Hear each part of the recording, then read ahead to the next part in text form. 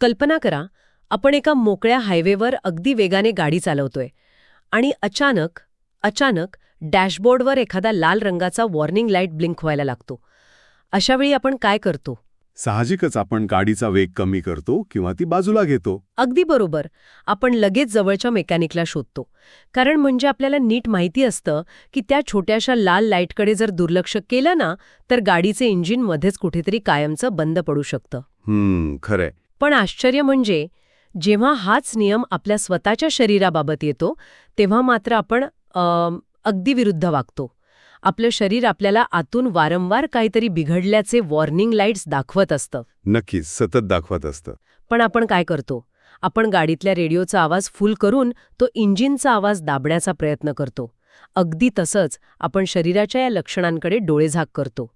तर आजच्या या अत्यंत महत्त्वाच्या आणि सखोल चर्चेत आपण अशाच एका गंभीर विषयाच्या मुळाशी जाणार आहोत. आणि तो विषय म्हणजे कर्करोग, ज्याला आपण कॅन्सर म्हणतो. हो, कॅन्सर प्रतिबंध, त्याबद्दलचे समाजात मुरलेले गैरसमज आणि या आजाराला मुळापासून उपटून काढणारा आयुर्वेदाचा नेमका दृष्टिकोन. आज आपण ज्या माहितीच्या स्रोतांचं विश्लेषण करणार आहोत ना, तो अतिशय खास आहे बरं का. हो, कारण ही माहिती अत्यंत विश्वासार्ह स्रोतांकडून आलेली आहे. अगदी. ही सर्व माहिती जागतिक स्तरावर सन्मानित आणि चक्क जागतिक आरोग्य संघटना म्हणजेच WHO, तसंच युनायटेड नेशन्स आणि युनिसेफ कडून गौरवण्यात आलेले रत्नागिरीचे सुप्रसिद्ध आयुर्वेद तज्ज्ञ डॉक्टर बाबासाहेब रेणुशे यांच्या वैद्यकीय नोंदी आणि तपासणी चार्ट्सवर आधारित आहे. म्हणजे ही खूप उच्च दर्जाचे संदर्भ आहेत. हो ना.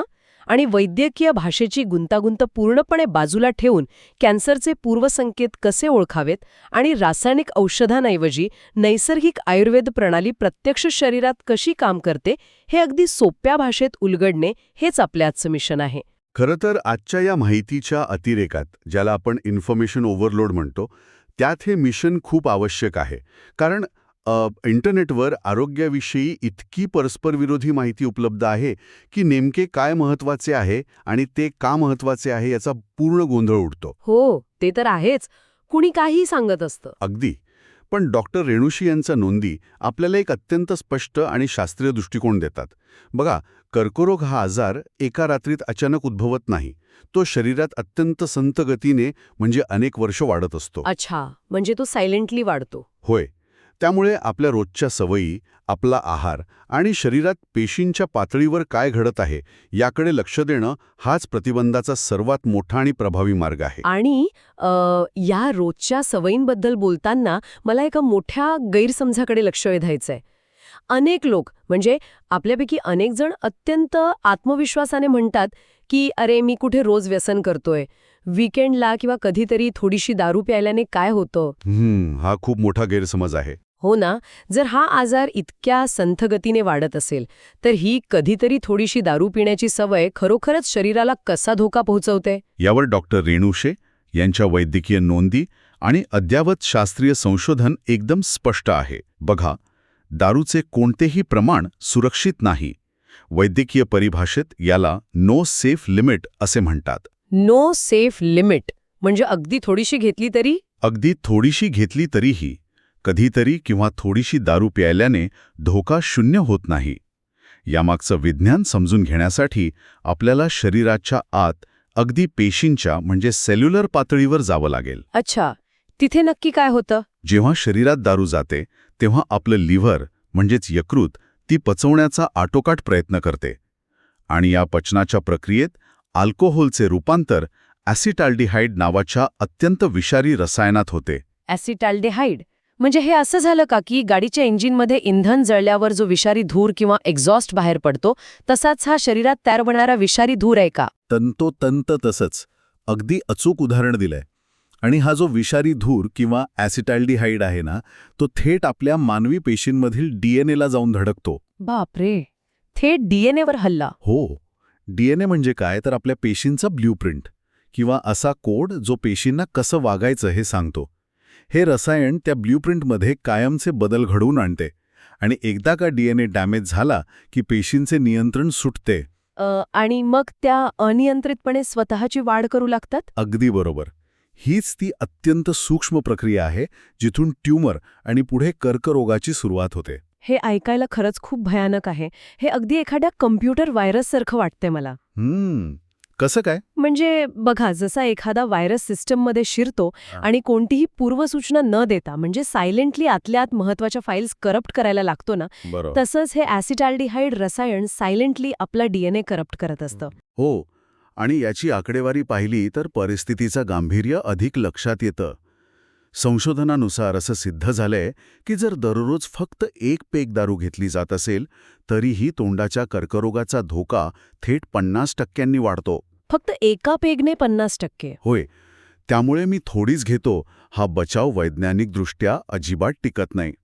आणि या DNA डॅमेजमुळे फक्त तोंडाचाच नाही तर घशाचा कॅन्सर, अन्ननलिकेचा म्हणजे इसोफेगसचा कॅन्सर, यकृत, स्तन म्हणजे ब्रेस्ट कॅन्सर आणि मोठ्या आतड्याच्या कॅन्सरचा धोका लक्षणीयरित्या वाढतो. बापरे. पण या स्रोतांमध्ये एका विशिष्ट डबल धोक्याचा पण उल्लेख आहे. जर कुणाला दारू आणि तंबाखू या दोन्ही व्यसनांची सवय असेल तर हा धोका कसा बदलतो? हां, खूप महत्त्वाचा मुद्दा आहे. जर अल्कोहोल आणि तंबाखू एकत्र घेतले जात असतील तर कर्करोगाचा धोका दुप्पट होत नाही तर तो थेट 4 पटींनी वाढतो. 4 पटींनी? हे कसं काय? कारण अल्कोहोलमुळे तोंडातील आणि घशातील पेशी अधिक संवेदनशील म्हणजे सेन्सिटिव्ह होतात, ज्यामुळे तंबाखूमधील जी कर्करोगजन्य रसायने आहेत ना, ती अधिक सहजपणे पेशींच्या आत प्रवेश करू शकतात. अल्कोहोल एका अर्थी त्यांचे दरवाजे उघडून देतं. अच्छा, म्हणजे एक रसायन दरवाजा उघडतं आणि दुसरं रसायन आत जाऊन थेट हल्ला करतं. अगदी तसंच. म्हणूनच तज्ज्ञांचा स्पष्ट सल्ला आहे की व्यसन पूर्णपणे टाळणे हाच आरोग्यासाठी सर्वोत्तम आणि एकमेव सुरक्षित निर्णय आहे. नक्कीच. पण आता मला सांगा, जर ॲसिटाल्डिहाइड शरीरात सायलेंटली आपला DNA करप्ट करत असेल आणि ही प्रक्रिया इतकी गुपचूप चालत असेल तर आपल्याला बाहेरून हे कसं समजणार? आपण जे डॅशबोर्डच्या लाल लाईटचं उदाहरण दिलं सुरुवातीला, तसे हे शरीराचे वॉर्निंग लाईट्स कोणते असतात?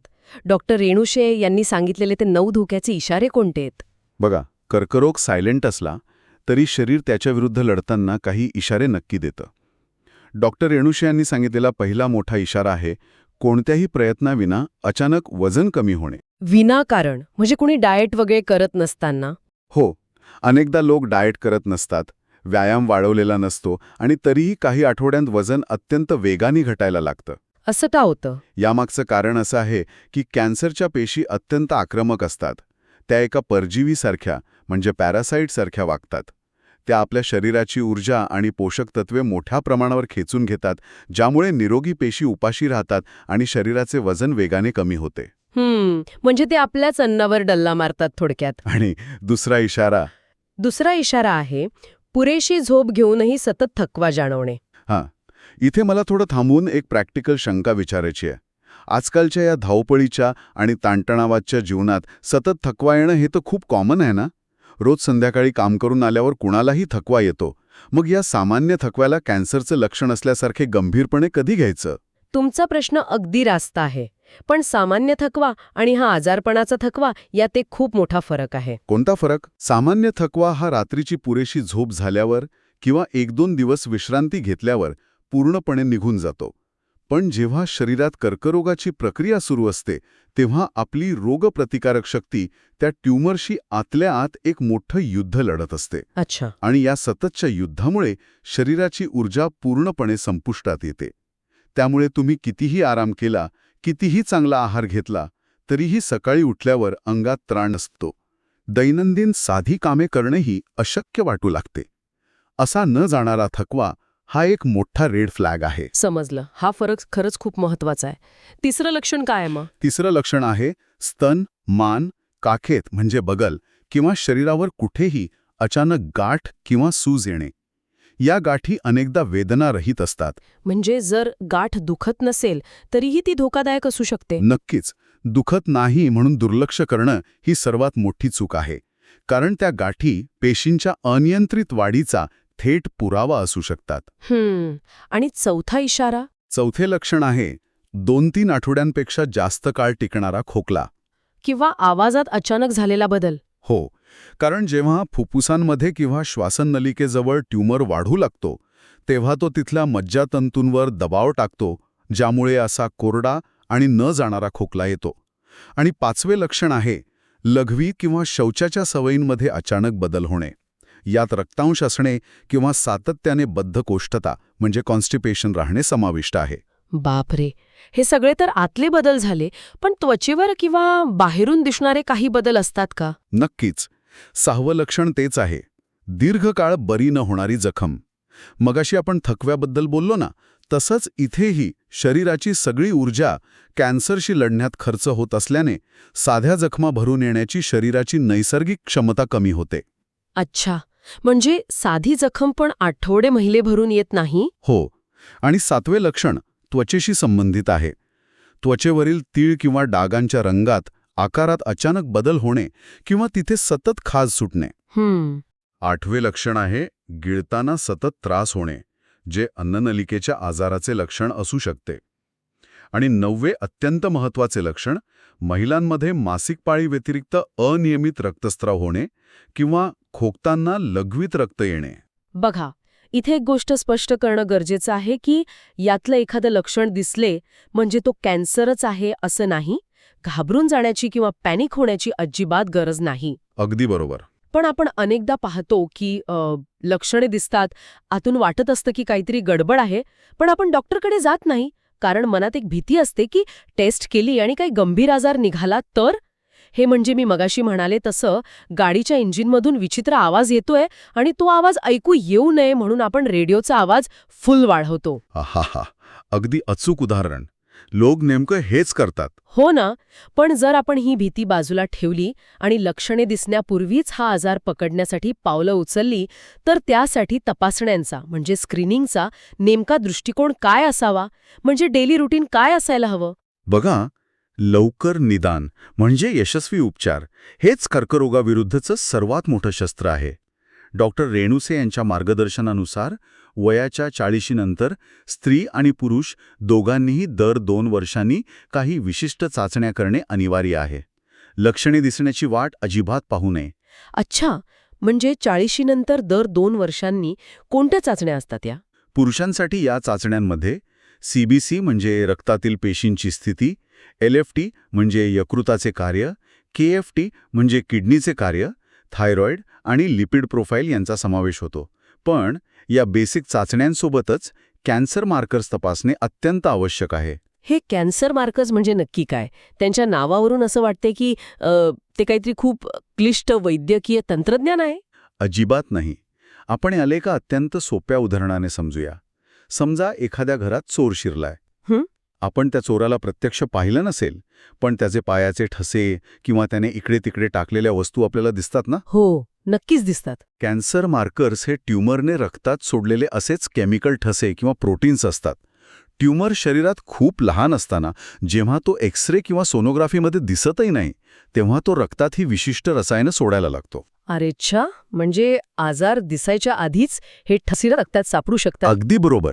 पुरुषांमध्ये पोटाच्या कॅन्सरसाठी CA72.4, स्वादुपिंडाचा म्हणजे पॅनक्रियाटिक कॅन्सरसाठी CA19.9, तसेच CEA आणि प्रोस्टेट कॅन्सरसाठी PSA टेस्ट दर 2 वर्षांनी सुचवली जाते. आणि स्त्रियांसाठी ह्या चाचण्या वेगळ्या आहेत का? बेसिक रक्तचाचण्या त्याच आहेत, पण कॅन्सर मार्कर्समध्ये फरक आहे. स्त्रियांनी स्तनाच्या म्हणजे ब्रेस्ट कॅन्सरसाठी CA15.3, पोटाच्या कॅन्सरसाठी CA72.4, तसेच CA124 आणि CEA ह्या चाचण्या दर 2 वर्षांनी करणं अत्यंत आवश्यक आहे. थांबा, 40नंतर दर 2 वर्षांनी या सगळ्या टेस्ट करायच्या. हे खूप खर्चिक आणि सामान्य माणसासाठी थोडे भीतीदायक नाही का? म्हणजे प्रॅक्टिकली बघायला गेलं तर हे खरंच शक्य आहे का? सुरुवातीला हे खर्चिक किंवा त्रासदायक वाटू शकतं, पण आपण जर उशिरा निदान झाल्यामुळे कॅन्सरच्या उपचारांवर होणारा लाखो रुपयांचा खर्च आणि त्या भयंकर शारीरिक वेदनांचा विचार केला ना, तर त्या तुलनेत या चाचण्यांचा खर्च अगदी नगण्य आहे. खरंय, तेही आहेच. जेव्हा आपण आजार पहिल्या स्टेजमध्ये पकडतो, तेव्हा तो पूर्णपणे बरा होण्याची शक्यता सर्वाधिक असते. आणि या चाचण्यांसोबतच आपली दिनचर्या आणि डेली हॅबिट्स खूप महत्त्वाच्या आहेत. डेली हॅबिट्स म्हणजे रोजच्या सवयी. होय. संतुलित आहार, ज्यात प्रक्रिया केलेले म्हणजे प्रोसेस्ड अन्न नसेल, बेकरीचे पदार्थ नसतील, रोजचा व्यायाम आणि व्यसनांपासून पूर्ण मुक्ती, या गोष्टींचा थेट संबंध आपल्या पेशींच्या आरोग्याशी आहे. हीच खरी कॅन्सर प्रतिबंधाची पहिली पायरी आहे. चला, हे सर्व प्रतिबंधात्मक उपाय झाले, आपण तपासण्या बघितल्या, आहार बघितला, पण समजा दुर्दैवाने जर कोणाला आजाराचं निदान झालेच, तर उपचारांची दिशा काय असावी? आजकाल आपण पाहतो की निदान होताच आपण लगेच रासायनिक औषधांकडे म्हणजेच केमिकल मेडिकेशन्सकडे धाव घेतो. यांच्या नोंदींमध्ये आयुर्वेदिक दृष्टिकोनावर खूप भर दिला आहे. रसायनांवर अवलंबून राहण्यापेक्षा आयुर्वेदाचा हा नैसर्गिक मार्ग कसा वेगळा आहे? उपचाराची दिशा निवडणे हा सर्वात नाजूक टप्पा असतो बघा. डॉक्टर रेणुशे यांचे कार्य केवळ रत्नागिरीपुरते मर्यादित नाहीये. अमेरिका आणि कॅनडासारख्या प्रगत देशांमधील लोक आज त्यांच्याकडून मार्गदर्शन घेत आहेत. हो, मी वाचलंय त्याबद्दल. पण इतक्या लांबून लोक काय येतात? याचे मुख्य कारण म्हणजे त्यांचे नाडी परीक्षा या अत्यंत प्राचीन विज्ञानावरील अफाट प्रभुत्व. आधुनिक वैद्यशास्त्रात आपण MRI किंवा एक्स-रे करतो, पण एक्स-रेमध्ये आपल्याला फक्त भौतिक बदल दिसतात, जसे की हाड मोडणे किंवा ट्यूमरचा आकार. पण नाडी परीक्षा याच्या खूप पुढे जाते. हे कसं शक्य आहे? म्हणजे फक्त हाताची नाडी तपासून शरीराच्या आतल्या पेशींच्या पातळीवर काय घडतंय हे कसं काय समजू शकतं? यामागे एक अत्यंत सखोल विज्ञान आहे. आपल्या शरीरातील धमन्यांमधून वाहणारे रक्त हे केवळ एक द्रव नाही, तर ते शरीराच्या प्रत्येक अवयवाची माहिती वाहून येणारा माध्यम आहे. अच्छा, म्हणजे जसं नेटवर्क केबलमधून डेटा जातो तसं. अगदी. नाडी परीक्षेमध्ये तज्ज्ञ वैद्य रक्ताचा वेग, त्याचा दबाव आणि प्रवाहातील सूक्ष्म स्पंदने मोजतात. हे अगदी एखाद्या नदीच्या प्रवाहावरून नदीच्या उगमाजवळ काय सुरू आहे याचा अचूक अंदाज लावण्यासारखे आहे. आयुर्वेदानुसार शरीर वात, पित्त आणि कफ या त्रिदोषांवर चालते. हां, हे आपण ऐकलेलं असतं. कॅन्सरसारखा आजार तेव्हाच होतो जेव्हा पेशींच्या पातळीवर हे दोष अत्यंत बिघडतात. नाडी परीक्षा हे बिघडलेले संतुलन शोधून काढते आणि आजाराच्या मुळापर्यंत पोचते. आणि केमिकल औषधं विरुद्ध आयुर्वेद या दोन उपचार पद्धतींची तुलना केली तर मुख्य फरक काय जाणवतो?